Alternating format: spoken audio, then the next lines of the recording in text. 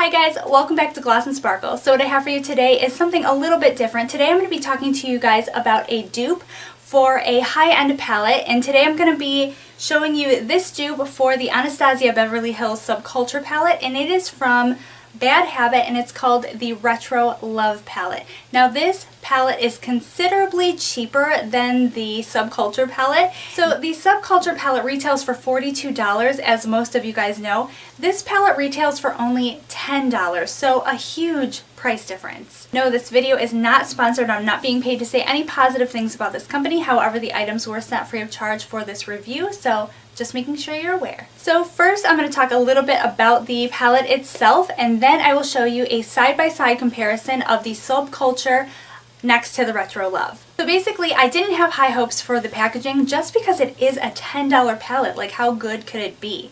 You know what I mean? And also, just so you know, we're clear on this, I don't like replicas, as in like those eBay replicas where you buy it and it literally says Subculture or whatever the palette's supposed to be on it, and it's supposed to be like an exact replica but it's a fake. I don't like that. I just don't go for that. And the same with like counterfeit bags. To me, like, that's just like a whole nother ball game. But to dupe something to make it similar but it's definitely not supposed to be the exact item, that's something that I actually am interested in. So first of all, it comes in a box like this, which is, you know, a typical packaging for an eyeshadow palette, and I didn't even really expect it to come in a box. I kind of just thought it was going to come in like, I don't know, clear packaging. But you do get a box, and it has this metallic imprinting on it that you can actually feel, which is interesting for a $10 palette.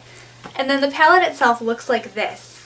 I was actually very pleasantly surprised by this. I didn't think it was going to feel this sturdy.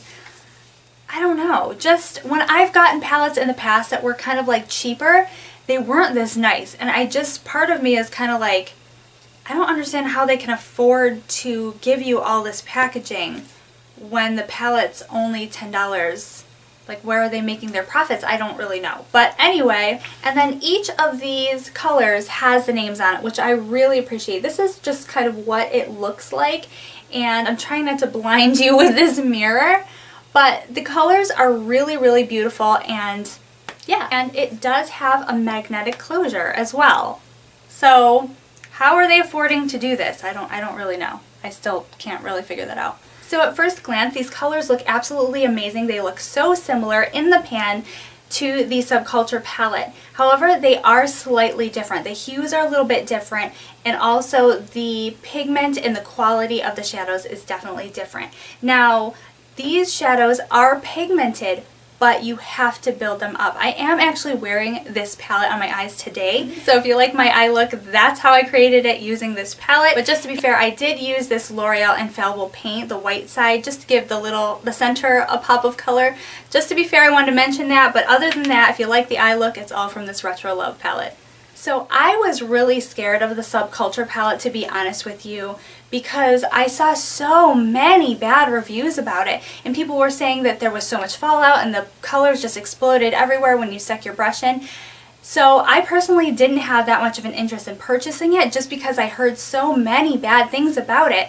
But when I went to Ulta and swatched them, I was super surprised because, one, obviously you don't have a brush when you're swatching at the store, you use your finger, but I only use my fingers anyway typically to apply my eyeshadow. Maybe at the end of my eyeshadow look, if I'm doing a really smoky eye or something, I'll take a fluffy brush and kind of blend it out, but for the most part I use my fingers. So I do think that that may have had an effect with people, because using your fingers as opposed to brushes makes a definite difference in the application. When you use your fingers, you just don't have that much fallout and you get more pigmentation as well. But when I swatched the Subculture palette at Sephora, I was so stunned at how finely milled they were and how pigmented and velvety and creamy they were. I was very surprised because I wasn't expecting much. Like I said, I saw all those terrible reviews, and my husband was standing there while I was trying to swatch them, and I'm like, oh my word, I can't believe how good these are. Like, for me, I feel like it would be a good investment, but you know, for someone who uses brushes predominantly, which I think most of you guys do, it's probably not the best because, yeah, being so finely milled, they do go all over the place with a brush. I definitely know that from some of my other finely milled products. Now I'm going to show you a side-by-side comparison of the Subculture palette versus the Retro Love palette. So like I said, it's not an exact replica, so the shades are not in the same spots as in the Subculture palette, so I kind of had to take a little time and figure out which shade was supposed to be a dupe for which. So I tried to line them up as best I could, but you'll notice there are 3 beautiful shimmer shades in this palette. I would say they are just as beautiful as the ones in the Subculture palette itself, and that white one, the first one you see all the way to the left, it just looks in the pan like a white shimmery shade. But then when you swatch it, it has a purple iridescence to it. And so that shade I would say is an exact dupe for sure. So you'll notice that the hues are different, the shades are just a little bit different, but for the most part it's a really nice palette. Subculture palette retails for $42 and this retails for $10, and you're getting 14 shades in both of the palettes. So for the Anastasia Beverly Hills one, you're paying $3 per shade, which isn't terrible when you think about it.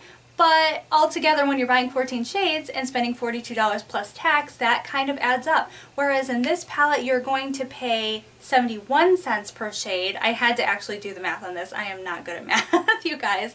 But yeah, 71 cents per shade is so much better. And if you're willing to just take the time and blend it out and build it up, which to me, I like that better. I would rather be able to add more impact slowly than just put it on and you put too much on, it's like, oh no, I just ruined all my makeup.